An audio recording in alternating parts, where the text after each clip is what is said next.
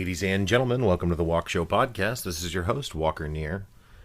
I want to thank you up front for sharing the podcast as you have. The audience continues to grow, and I really appreciate you guys taking the time to tell people about it or share it on social media or whatever it is that you're doing to help. It really does mean a lot to me. I also want to thank Misha Zarins up front, as always, for providing the music for the Walk Show. Misha continues to write new music, and it is just awesome. In the show notes for the episodes, you will find a link to Misha's music website.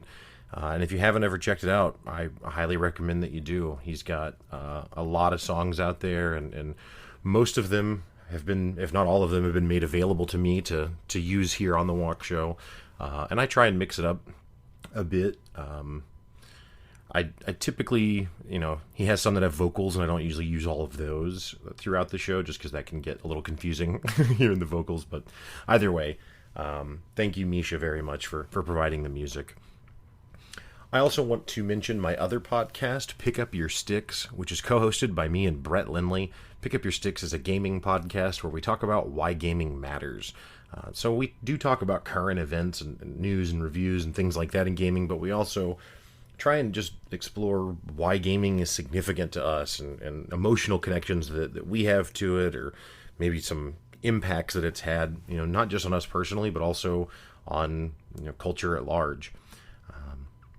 One other thing I'd like to mention is the Ozarks Food Harvest. The Ozarks Food Harvest is a food bank here in Southwest Missouri that helps provide meals to families in need. If you do not live in Southwest Missouri, then I highly encourage you to seek out the food bank in your area and see if you can help. If you are in Southwest Missouri, then I can't recommend enough that you volunteer, donate, whatever is available to you, or at the very least, just tell other people about Ozarks Food Harvest. Food insecurity is a very real problem, and it's something that we can do something about if we take action.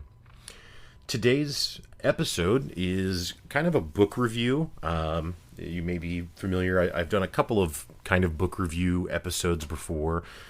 Today's episode, I'm going to be talking about the book Talking to Strangers by author Malcolm Gladwell. Malcolm Gladwell is probably just my favorite author. I think Gladwell has a total of 6 books now, maybe 7. One of the books he has is called What the Dog Saw, and that's actually a collection of articles that he wrote for, I believe, The New Yorker, because he still may be, but at least used to be a staff writer for The New Yorker magazine. But yeah, Gladwell, he also has a podcast called Revisionist History, and I guess that's really maybe the best way to describe kind of his approach to ideas. Is he kind of tries to look at popular concepts or popular truths that people hold, and then tries to look into them and see, is that really what's there.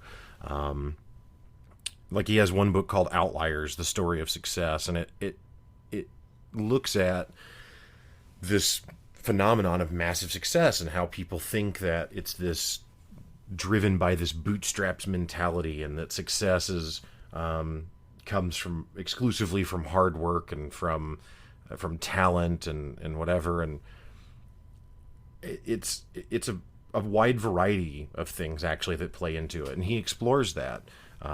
It is hard work, and it is talent, and it's also a little bit of luck and opportunity, right? Now, some people say that that luck is when opportunity and preparation kind of meet.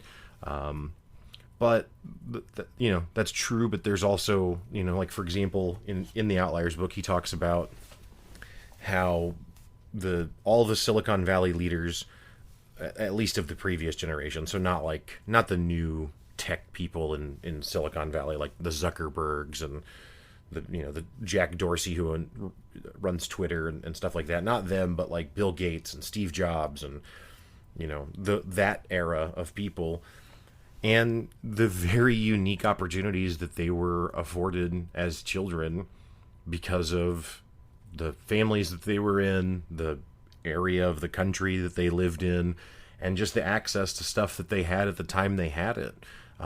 It's not something that really could have been done if all of those factors hadn't lined up. And this is not an episode that's a book review of Outliers, but I just wanted to provide an example of kind of what Gladwell is all about. And so this new book that's just its most recent one, called Talking to Strangers, is not about social anxiety of meeting new people, although I would probably benefit from that, because despite having a podcast and arguably talking to strangers all the time, I don't actually have to meet any of you that may be listening, right? So I don't know if you like what I'm saying or not, other than if you continue to listen. Talking to Strangers is really an exploration of how we get so wrong interactions with strangers, how we misperceive what's happening, whether that be for better or worse. And so the situation that kind of inspired him to write this book is the situation from, I think it was 2016, but I probably should be better prepared and have looked that up, right? But whatever, it was within the last 10 years at some point, so maybe not even quite as recent as 2016, but sometime in the last several years, there was a woman named Sandra Blonde who had moved to Texas and had no criminal history or anything, is not a criminal, but she gets pulled over, and the officer, she gets pulled over for not signaling when changing lanes, except that she changed lanes to get out of the way of the cop who sped up behind her with his lights on, because she didn't think that it was him that was pulling her over, right? And he pulls up behind her, and then I guess he didn't have his lights on yet, actually. He just speeds up behind her, so she switches lanes to get out of the way, and that's what he pulls her over for, because she didn't use her signal.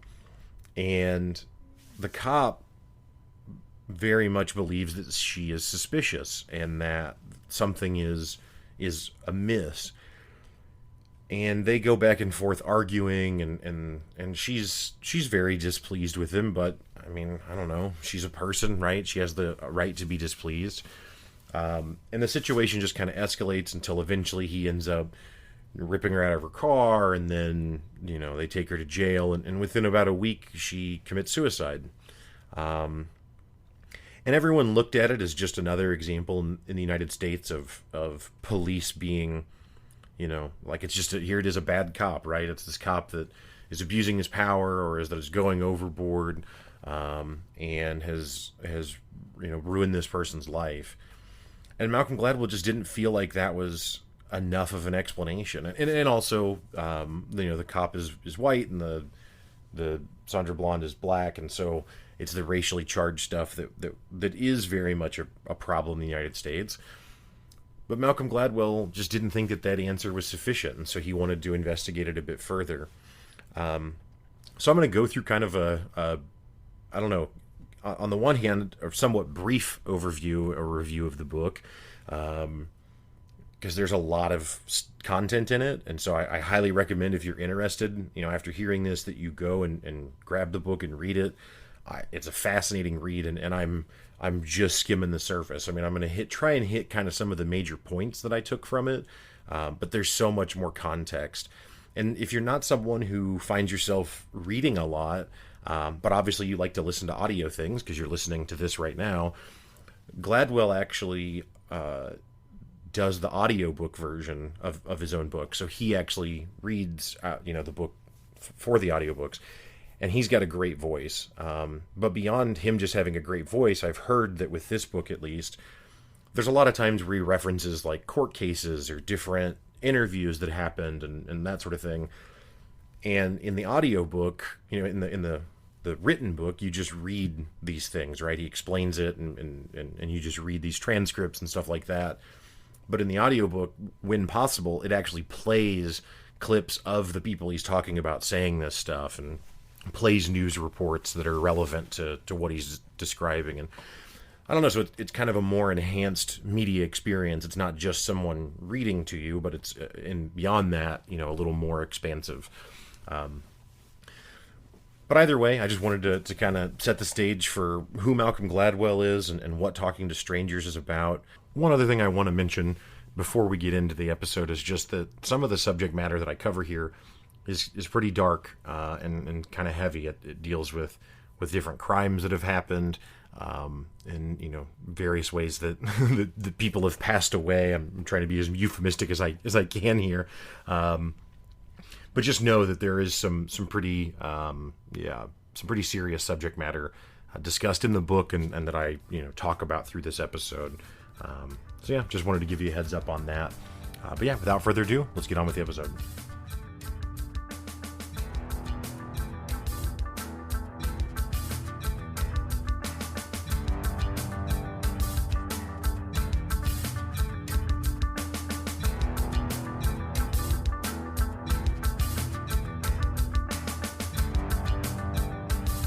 So like I described in the intro, the premise, or at least the premise of the book according to Gladwell, but also the opening chapter, deals with the Sandra Bland case. So it kind of walks the reader through what happened there.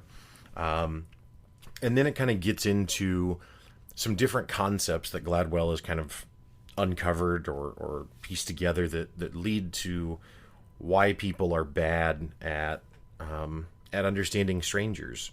And, in the case of the Sandra Bland, right, like, she's actually not doing anything wrong, but this cop, because of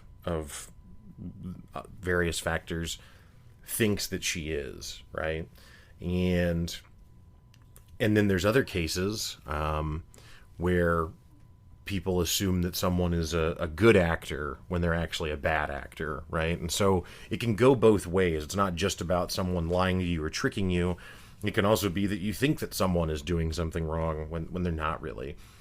So one of the first examples he gets into is actually about Cuban spies and about how towards the end of the Cold War, it was revealed that basically every U.S. secret agent that was working in Cuba was actually a double agent, really working for Cuba.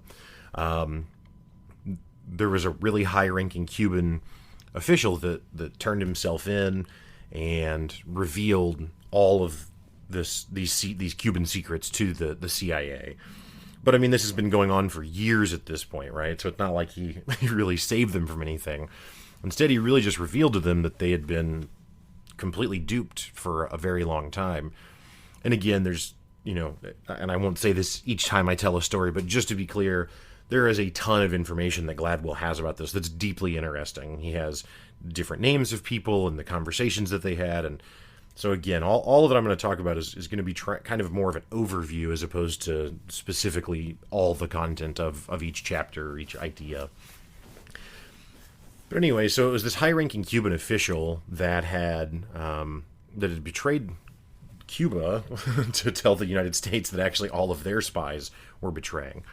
And that in and of itself is interesting because the CIA and spies in general are a group of people who you would think would be exceptionally talented at reading people, right? That's their whole job. But they're not. And it goes on to explain, and this isn't really about the talking to strangers part, but just, the embarrassment was so significant. The depth of it was so significant that Fidel Castro learns that this high-ranking spy of his has outed everyone, and so he releases an 11-part documentary on Cuban television called "The CIA's War Against Cuba." That's not, I mean, the name is in Spanish, but that's what it translates to. And the Cuban Intelligence Agency, it turned out, had filmed everything the CIA had done in Cuba for at least 10 years. The video outed the U.S. agents by name, revealed all the CIA gadgets that they had, meeting places that they had. I mean, it showed park benches that they used to meet.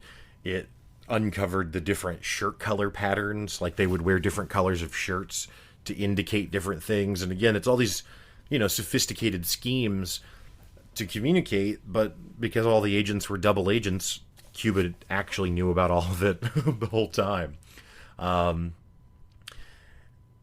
It just really illustrates that, again, the CIA, which is, arguably the most sophisticated organization at reading and figuring people out, in the world, is actually not very sophisticated at all, and is just as susceptible to being duped as the rest of us. The next story he tells is actually about this famous British diplomat named Neville Chamberlain, who went and met with Hitler prior to World War II starting. There was a lot of concern about who Hitler was and what he might be interested in doing. And so this Neville Chamberlain was, again, a very famous diplomat in Britain, and so he was tasked with going and kind of getting a read on Hitler. And so he goes, and the conclusion that he draws is that Hitler is just excited, that he's not insane, that he's just excited, right? And really, obviously, he was very wrong. And he went and met with him 2 or 3 times. But it was the personal interactions that he had, right, and the pleasantries that they exchanged, and the eye contact that they made, and just whatever little things people think indicate to them that they can read a person, happened in these interactions. Now, interestingly, Winston Churchill, right, never met Hitler, and just read his book, and he was anti-Hitler the entire time, right? So, in this example, really, Winston Churchill has a better understanding of Hitler having never met him than this other guy does who has met him. And the point of that example and kind of the Cuban spy example, which there's some more that link to this, but it's this idea of the default to truth. Defaulting to truth is kind of a human tendency. It's something that seems to be just biologically programmed, frankly, which makes sense because in order for society to function, we kind of have to trust each other, right? And yes, there are safeguards in place, and there are things that people wouldn't trust, but it just turns out that on the whole, most people are telling the truth most of the time, and most people interact that way. Like when you go to the store and buy a coffee, right?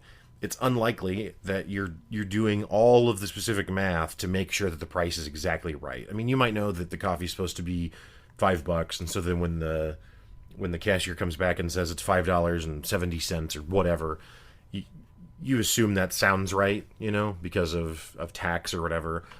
Now, if they came back and said $20, then you would know that something was incorrect.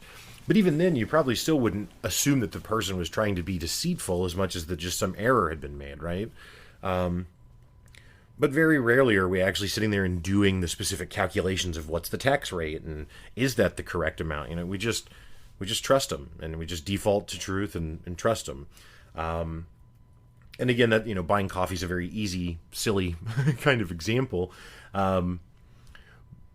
But it's just the way that the world, is built.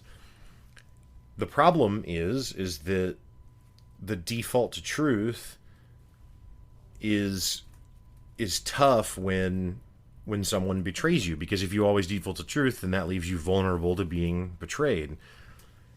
And so, unfortunately, it's almost like there's just this inherent risk baked into the way that we operate, within society.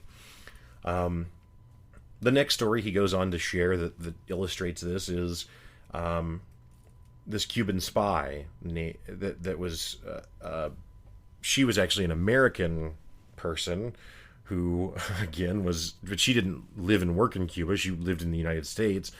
And she rose through the ranks of the CIA yet again to become the number one Cuban analyst. And it turns out she was actually working for them the whole time, too. And there were people throughout this woman's career who were a bit put off by what she was doing, and who thought maybe something suspicious was going on. But they never thought that she was a spy, right? Like, they thought that what was suspicious is that maybe she was just somewhat incompetent, that maybe she wasn't actually as good as some of the other folks seemed to think she was. But no one really jumped to the conclusion that she was actually a spy. And it turns out she was the entire time, and eventually was outed to be. The next thing Gladwell looks at is Bernie Madoff. So Bernie Madoff pulls off the greatest Ponzi scheme in history, except that there's not any sophistication to it, right? The way that the Madoff thing worked, just for anyone who's not aware, is he had all these wealthy investors who he would raise money from and say, hey, invest with me and I'll get you great returns. So they give him capital. And then he's not actually investing it.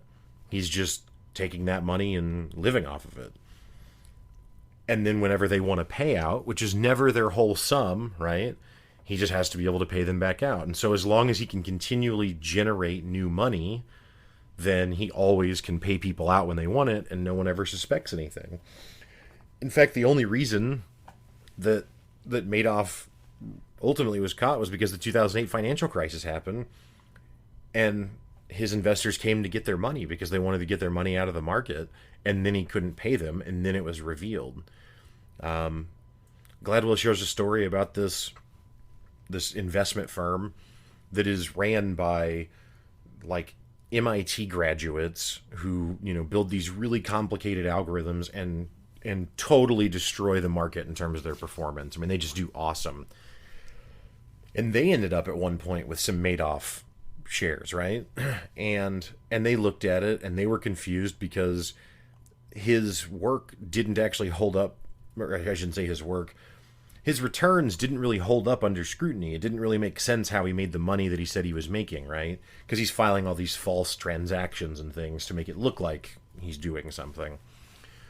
But even this really sophisticated investment group that knows that it doesn't make sense, doesn't think that he's just running a Ponzi scheme, right? They don't think that he's just outright lying, because that's too far of a leap, right? And so instead what they end up doing, they don't even take their money out. They end up leaving it because it's not a substantial amount that they have, and they're interested to see what will happen with it, right? But again, never really suspecting that this is who he is. Now, there is one guy that Gladwell shares about. I don't know exactly how to say the name. It's like Henry or Harry Markopoulos, something close to that. And that guy had actually been suspicious of Madoff since the late 80s. But no one would listen to him. Everyone thought of him to be this paranoid, crazy person, and didn't listen to anything he talked about, really. He was paranoid about everything. And that's kind of Gladwell's point about, in society, we default to truth. And if you don't default to truth, then you're this Markopoulos guy who's this outcast, right? Who no one wants to listen to because he thinks everything is a scheme. He thinks everyone's out to get him. And sometimes he's right, But a society of just paranoid people at all times, again, it just doesn't make sense. It doesn't work. And so anyway, I personally am very fascinated by the Madoff thing. It's just so interesting because it's this huge scheme that, again, has no complexity to it. And to be clear, the investors he had were not, blue-collar workers investing in their 401k or something. These are all sophisticated investors, really, really, really wealthy people, like that investment firm, with the MIT people that I described. And that's who he's taking advantage of. So it's not even like he's robbing the common man who doesn't understand how the stock market works and taking advantage of them in some way.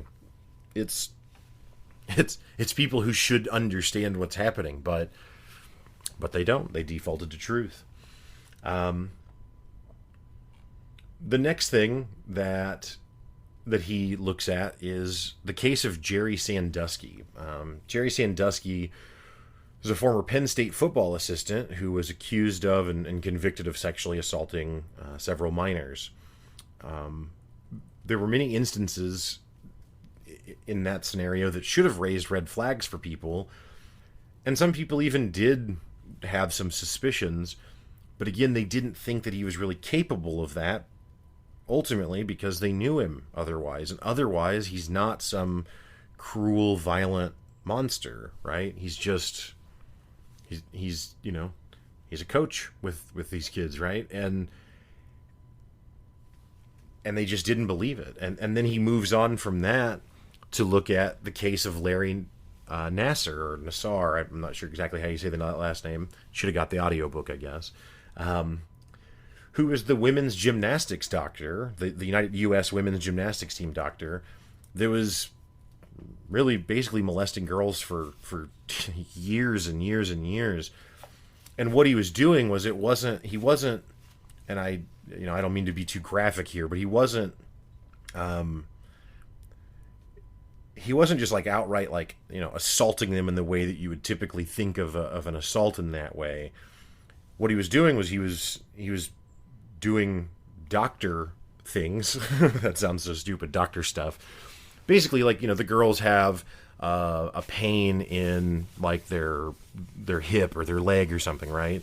And so then he is doing these different techniques that he says are to help them, except that the techniques involve him touching them in inappropriate ways and inappropriate places and doing things that had nothing to do with that, right?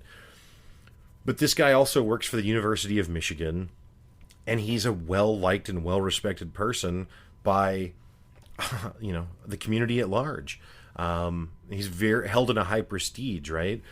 And some of these kids even reported to their parents that they thought something that what had happened wasn't right, and the parents are in the room while this is happening, right? But again, he's not there, there's not any like there's no violence or anything associated with it, right? So no one's clear that he's doing something wrong, and they don't necessarily understand the techniques he's doing, but they're not, you know, these parents aren't doctors, right? And so the kids would tell their parents like, I don't know if that made sense and whatever, and the parents unfortunately were dismissive of it. You know, they kind of default to truth.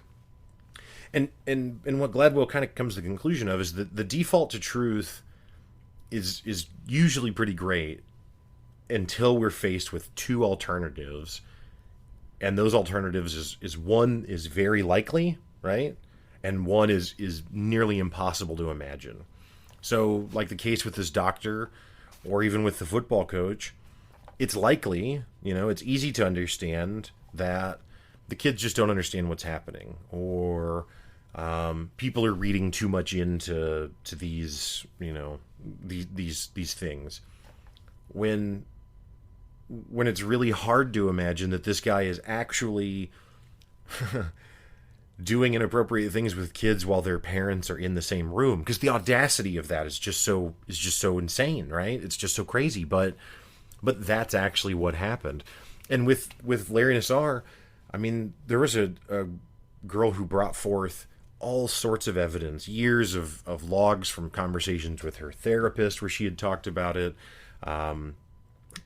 all sorts of evidence, and no one would believe her. And in fact, there were other victims of this gymnastics coach who didn't think that he had done anything wrong. Like, even though they were part of, again, the group of people who was actually impacted by him, they didn't see it that way, and they actually came to this guy's defense and accused these other girls, you know, now women, of misunderstanding and trying to assault this good man, and, you know, for money or fame or whatever the case may be.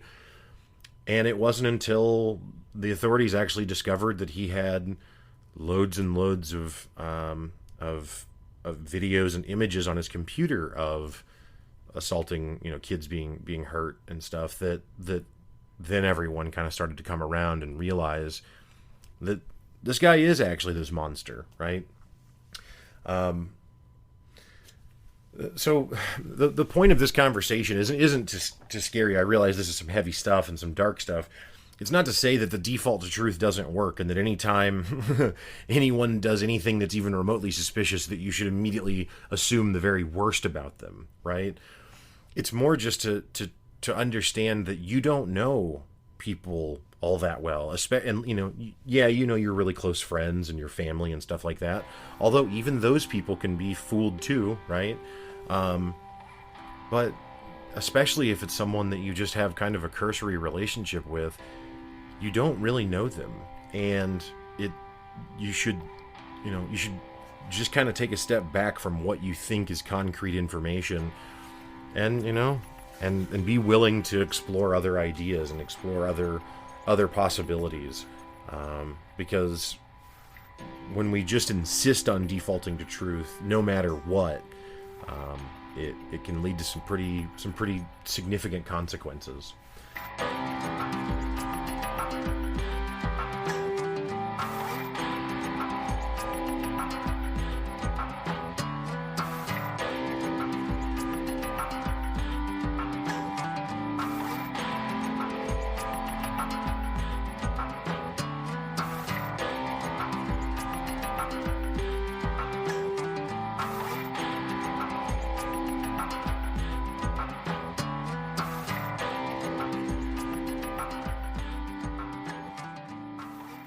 So the next topic that the book goes on to explain is a concept known as transparency. So transparency is this idea that, and I mean, this is so commonplace in, at least in American society, I assume around the world, but certainly here, that people's body language is always in line with what they are thinking or feeling in that moment, right? So, and everyone thinks that they're an expert at it. Everyone believes that they can read other people very, very well. And that if they can't, it's because the other person tricked them in some horrendous way or something, right? But they believe that they're able to read body language, and this is, and it's not just everyday people though, right? It's also people like judges. So he has an example where he looks at judges, and judges are people, and these are judges that he's looking at that are setting bail and determining if a defendant should get bail or if they should be denied bail, and what the terms of that will be. So these people are making decisions about character professionally all day long. That's what they do. That's their profession, right? So what they do is they look at a segment of data, and I don't remember exactly the number of cases. You'll discover it when you read the book or listen to the audiobook. But they look at a significant amount of data where they look at cases where the judges let the people go, right? They said, yeah, you can have bail. And then how often were they right? How often did the people either not come back to court or commit another crime, while they were out on bail? And it turns out that the judges are a little better than half, right? I think it's like 53, 54%, something like that. They're a little better than half, which is not good because 50% is a coin flip, right? So we could just not have judges deciding bail and just flip a coin and be almost as accurate. Now, it is fair the judges are a little better than a coin flip. And to be clear, the point of this is not to say that judges are wildly incompetent people or that judges are shamming us or something. The point is that no one is as good at this as they think they are, even people who dedicate their lives to doing this. And the reason for that is because people do not always act physically how they think or feel internally. So Gladwell uses Friends, the sitcom, as an example that I thought was great. The show's good, but his example is really interesting. And that is that you can watch an episode of Friends basically entirely on mute and understand the premise of the show. Now, you're not going to understand, exactly the subject matter that they're discussing or something. That would be, impossible, of course. But when a character in Friends is mad, you can tell that they're mad. When they're happy, they look happy. When they're surprised, they look surprised. And so if you watch an episode on mute, you can very easily follow the progression of what the characters are going through because their transparency is perfect. But that's because it's a TV show with professional actors who have practiced and are trained to be transparent and to have this transparency, right? So the unfortunate part of this, though, is that people think that translates to the rest of life, to the rest of existence. And it doesn't. A famous case that Gladwell uses to examine or to illustrate this is Amanda Knox. So Amanda Knox was this American girl who was living overseas in Italy, and one of her roommates was murdered. And Amanda Knox ultimately was charged with it, and I think actually briefly convicted and went to prison in Italy for a while, and ultimately it was overturned and she escaped, that fate. But the reason that she was convicted, there was no evidence actually against her, but she doesn't act the way that people thought she should act. For example, one example was that one of the investigators came over to the apartment after the incident had happened, and he had Amanda put on these little covers over her shoes so that she wouldn't create fresh shoe prints or whatever in the place, right? Or whatever the case is. Wouldn't track stuff around with her shoes. And so she puts these little shoe covers on, and then she kind of does like a little like a twirl and like a curtsy almost, as if she's like showing off a new outfit or something, right? And it's just kind of a playful gesture that she's doing. And the cop thinks, or the investigator, I don't know if they were a cop or not, but the investigator thinks that this is very bizarre, because why would someone who's just been involved, right? Like, and just by living in the same home where their roommate was murdered, how could they then, within a day or two be doing some cutesy little joke when they're interacting with the investigator who's having them put these little feet covers on their shoes, right? Like, it doesn't make sense. That's pretty weird. Now, I would agree with that. That is pretty weird. But it doesn't make Amanda Knox a murderer. And she wasn't, right? And there was actually a lot of other evidence that pointed to another, another individual. But that was largely ignored because people were so off-put by her lack of transparency, because she is not acting like someone who is traumatized by this event, which then must make her guilty, right? Because if she's not traumatized by it, that means that she's not surprised by it, or that she's not scared of it, so then she must be involved in it. And it turns out just to not be the case. So the things that we're dealing with are the default to truth, which again is actually just fundamental to how society operates, but has baked into it vulnerabilities to being deceived. But the alternative to that is not tenable, because you can't just assume that everyone's trying to get you all the time, or you'll never go anywhere, and nothing will ever be achieved or accomplished. You'll never. And when I say that, I don't even mean some great feat of business or something. I just mean you won't have relationships with anybody, right? Relationships are based on trust, right? And while a relationship can over time demonstrate that trust is warranted, in the end, there's still a bit of faith in trust, right? And that's just kind of the way that it's designed as an idea.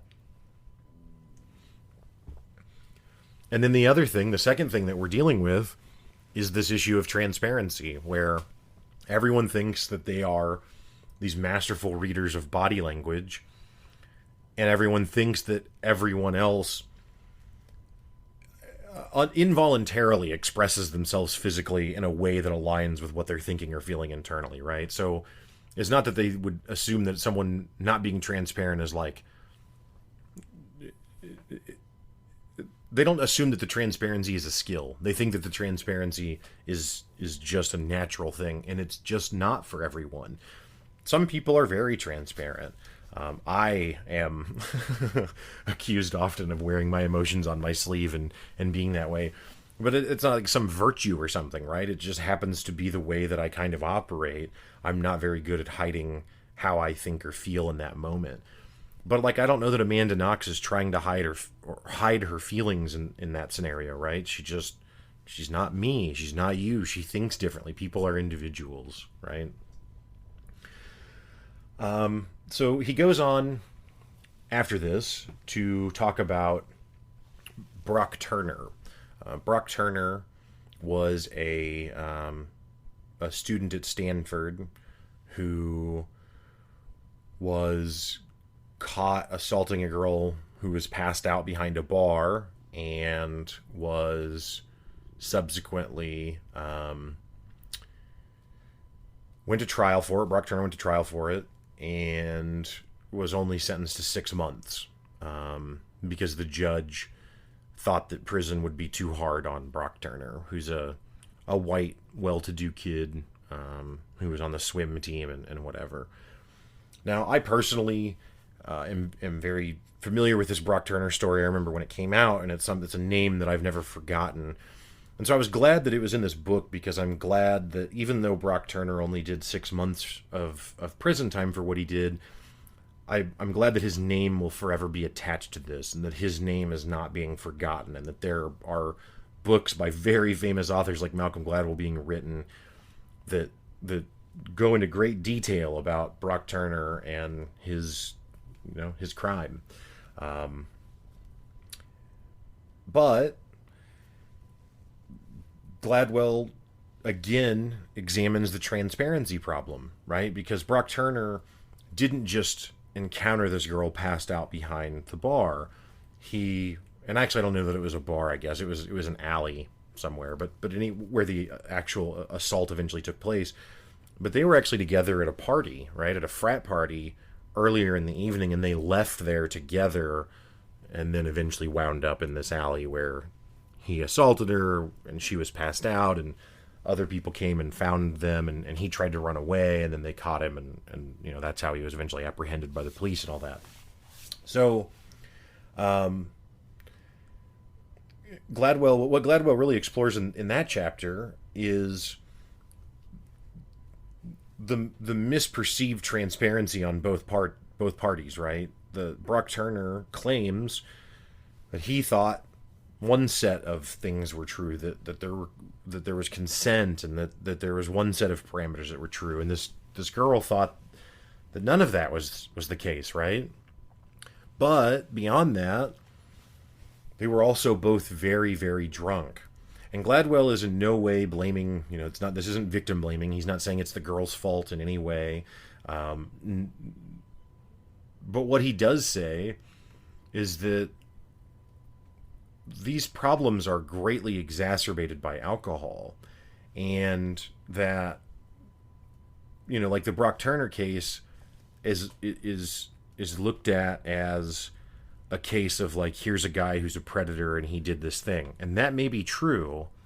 However, there's also a significant amount of alcohol consumption that goes on with this.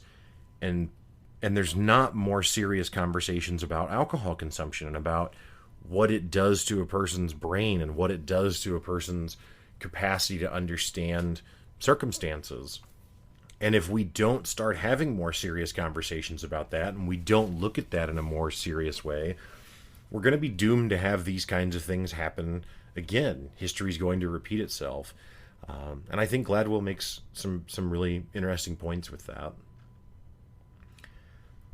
The next story that Gladwell goes on to talk about is Khalid Sheikh Mohammed, KSM, who was a very famous Al-Qaeda general and was detained and subsequently subjected to torture at Guantanamo Bay. And the chapter or section of the book really explores great detail of the work that went into this enhanced interrogation, right? And not just with this particular prisoner, but it goes into how they develop these methods and how they test them out on themselves, these American officials, and how, they go and look at soldiers that have to undergo basically these drills where they simulate being captured and detained and being subjected to these quote-unquote enhanced interrogation methods. And they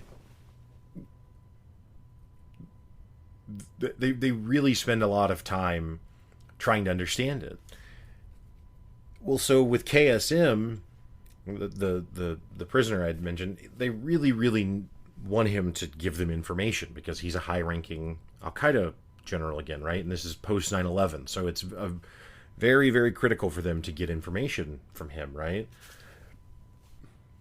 So they subject him to these enhanced interrogation methods, and it takes a long time for him to break.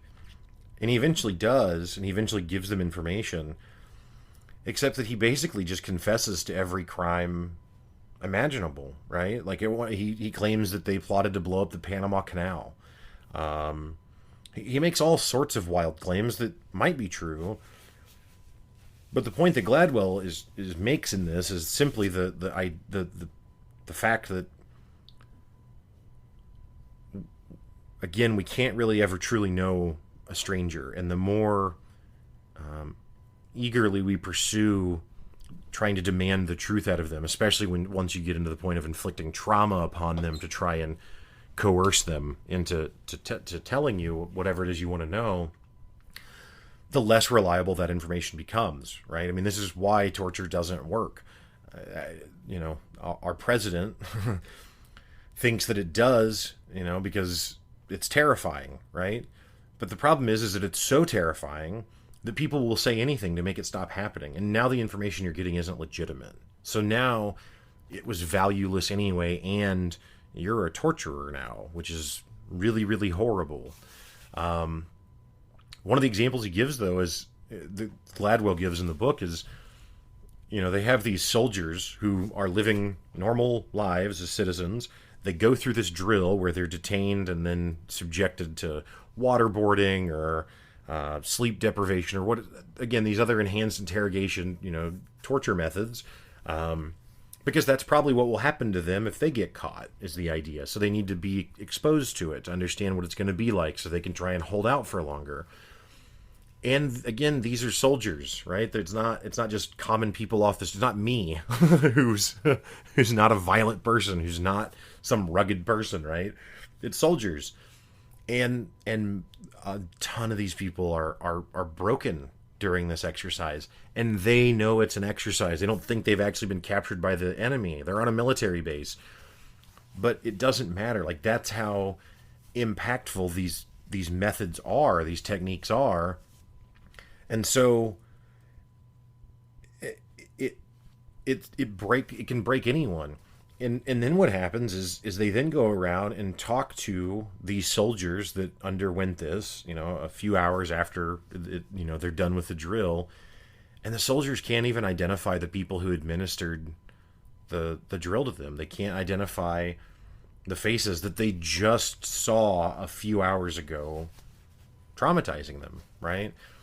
And the point of sharing this is just that our minds are not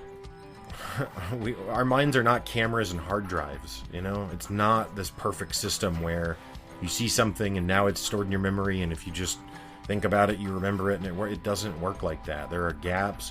There are things that people lock away from themselves, right? There are all sorts of complications that can come out of traumatic events, and so trying to coerce people into giving information through trauma is unfortunately not very effective.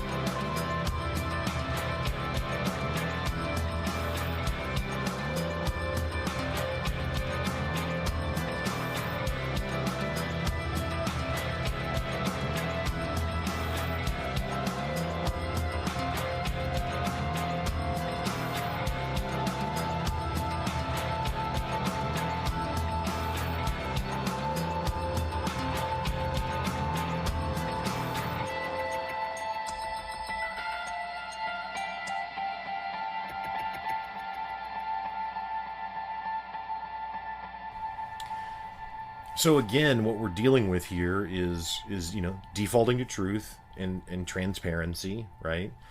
Those are the two kind of overarching larger themes in all of these stories. And the final thing that he talks about is this idea called coupling, which I thought was really interesting.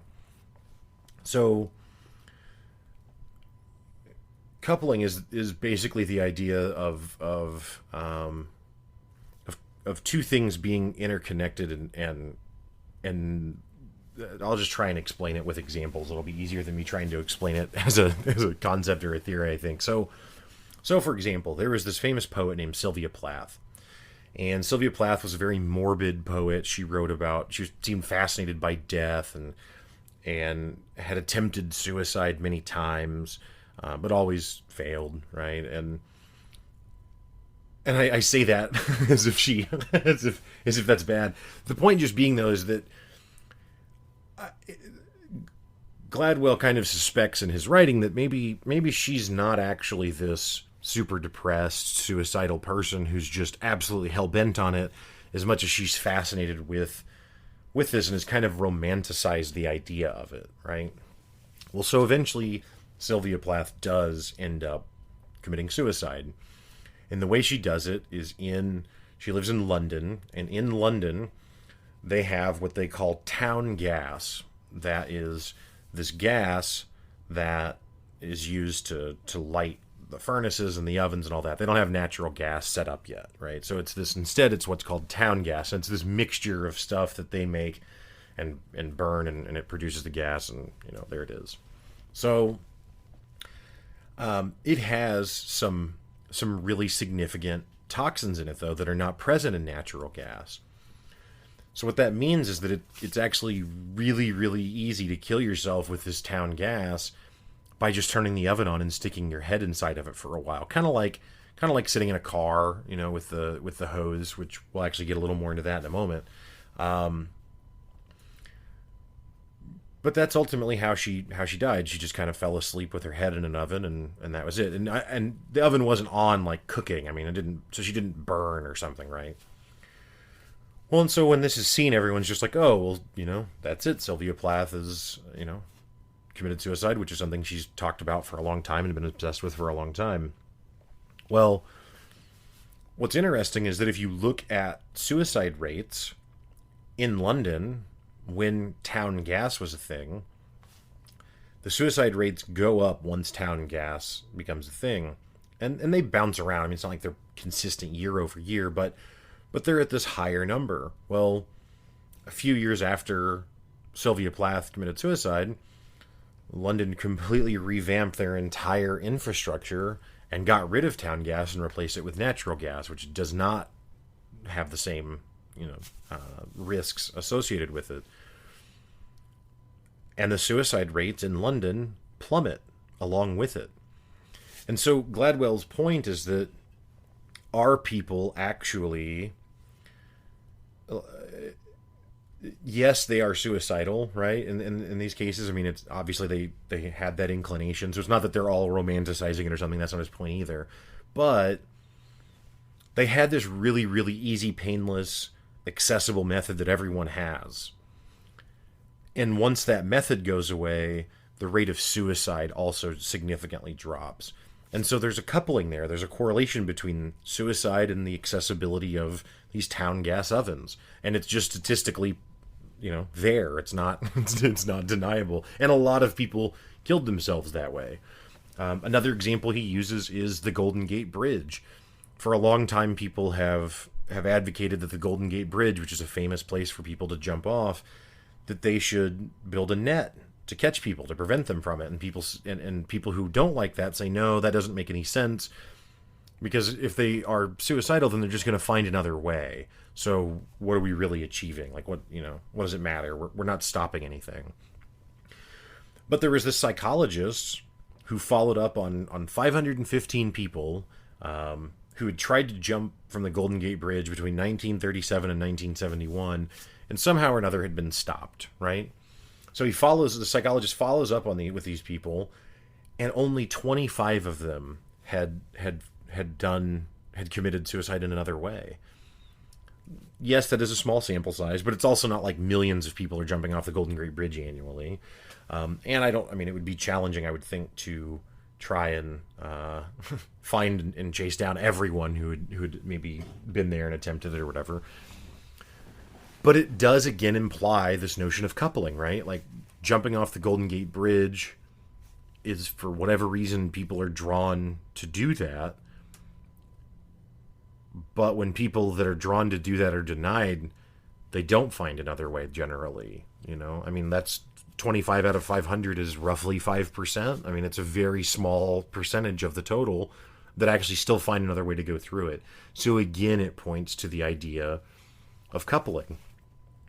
He then goes on to this other poet named Anne Sexton, who's actually a contemporary and friend and fan of Sylvia Plath, who also is, again, same thing, obsessed with morbid stuff, obsessed with death, obsessed with suicide, also tries to commit suicide on multiple occasions and it doesn't succeed. It's always combining, like alcohol and pills and that sort of stuff. She eventually also kills herself, and when she does, it's in a car in her garage, right? Well, again, within a couple of years after her passing, catalytic converters become the standard on automobiles. Well, catalytic converters make it a lot harder to commit suicide in that way, right? So Gladwell's point in both cases, with both Sylvia Plath and Anne Sexton, is that if they had just been 10 years younger, in either case, and found themselves in the same position in life, but been 10 years farther along, neither of them would have had access to these very, very easy methods anymore, because they weren't around anymore just a little bit into the future. And so it's this idea that things happen sometimes, or people act certain ways sometimes, because their actions or their behaviors are coupled with very specific circumstances.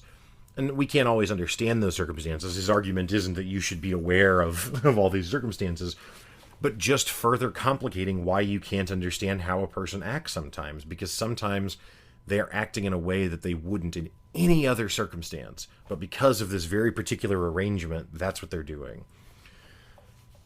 And one of the final things he looks at is Kansas City policing, which also explores coupling.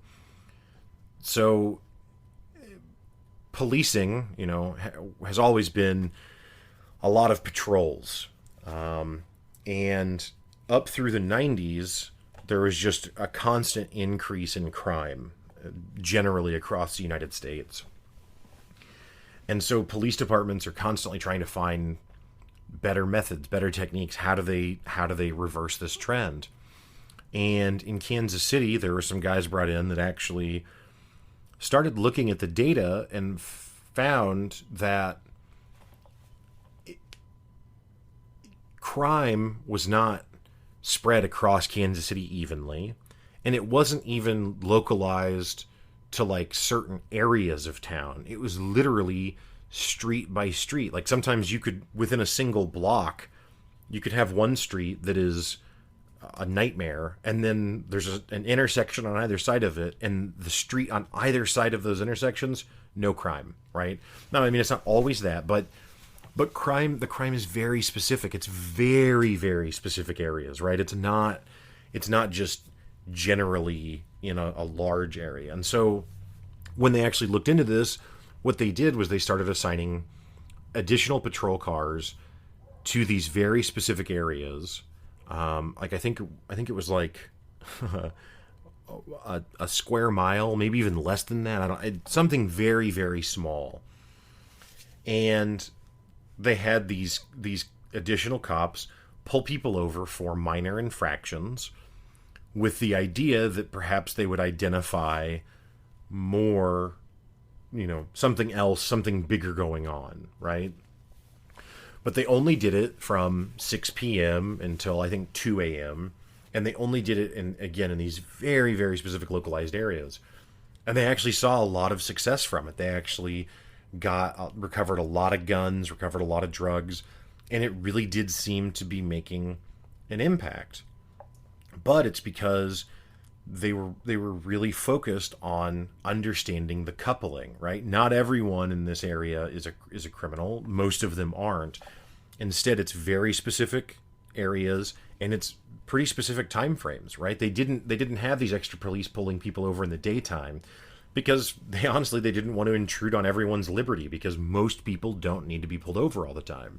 Well, unfortunately, what happened is, because of the success in Kansas City, that gets blown out to the nation, right? And then police agencies all over the country want to adopt this, but they don't observe the coupling portion of it. Instead, they just see that it's increased patrols and that it's pulling people over for minor things, hoping that you'll find something more significant. And so what happens is it turns the modern police into what we now see today, where it's this kind of like weird military, almost like agency or institution, and it's very much a them against the people kind of thing, and you know, certainly not everywhere, right? You have to couple it, but just there's this very adversarial relationship, but it's because they applied these tactics without the nuance of it. Something else I talk a lot about on the Walk Show, nuance, because they don't do that, and so instead, what happens is, like, one example he gives is in North Carolina, they do like 400, I think it's 400,000, maybe it's 200,000, I don't know, whatever. We'll say 200 because I'm not trying to exaggerate the numbers, and if it's bigger, then it's even more shocking. But let's say it's 200,000 traffic stops a year, right? So the next year, they double that. They do another 200,000 traffic stops in North Carolina. And you know what they recover additionally over the previous year with 200,000 more stops? 20 extra guns. 20. Which is not worth it, right? Like, it's not, that's not worth the 200,000 stops. That's the vast majority, the vast majority of those stops were fruitless and just served to make people feel invaded and not trust the police and not, you know, not like what's going on, and rightfully so. And so then this wraps all back around back into the Sandra Bland case, because we have a situation where the cop thinks that she is being transparent when she's not, right? He thinks that something shady's going on and that she's acting a certain way because she's hiding something when really she's not. She's not doing anything wrong. and also that this cop is not a bad cop. He's actually a cop doing exactly what he's been trained to do, which is pull people over for really little stupid stuff and try and hope to find something big, which is what he thinks he's doing with this lady, right? Again, I realize this has been probably seems like I did a really detailed review, even though I said I wasn't going to, but I assure you, this is not all of the content. There is so much more content in the books, or in the book, and I cannot recommend it enough. I love Malcolm Gladwell as an author. He's very, very interesting. He has TED Talks that are fascinating. He's got interviews on YouTube that are fascinating. I have consumed every bit of Malcolm Gladwell content that I can. And unfortunately, at the end of this book, you know, he wasn't able to reach some simple prescription for how we fix this. There isn't some like, well, follow these 3 rules and everything will be better. Unfortunately, there doesn't seem to be an answer like that. Instead, it's more that we have to understand that we're never going to fully understand strangers. We'll never understand the absolute truth of them. And understand that we do default to truth. And so it is going to happen sometimes where we get deceived, and the consequences of that can be significant. So it's not that you should stop defaulting to truth, but you know, if you have an intuition about something, or something is suspicious or whatever, you know, look into it. That's okay.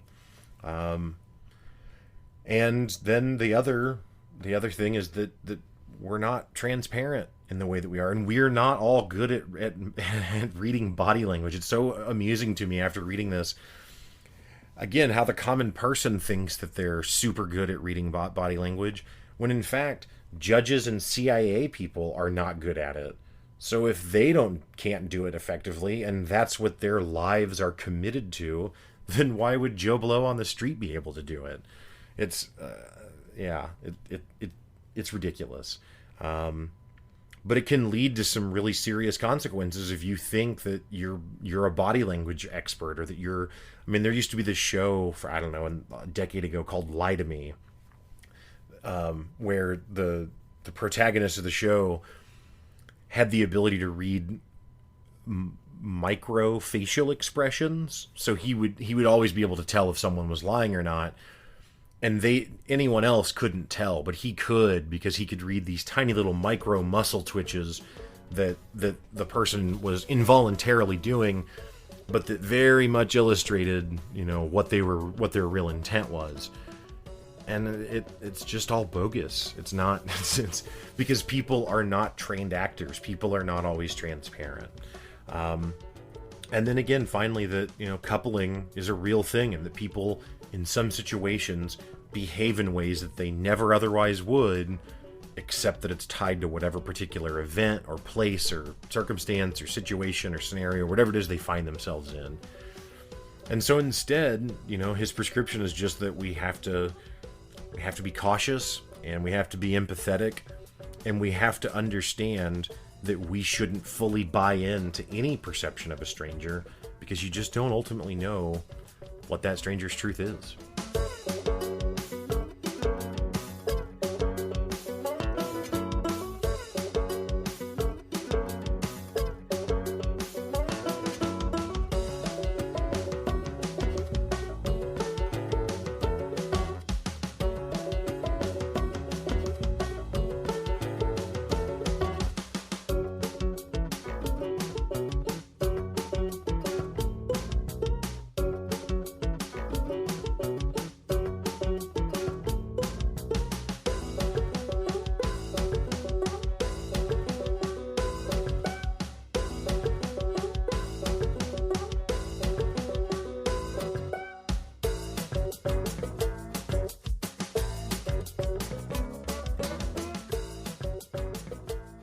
All right, folks. Well, that is going to do it for today's show. Thank you so much for listening. And as always, thank you again so much to Misha for providing the music.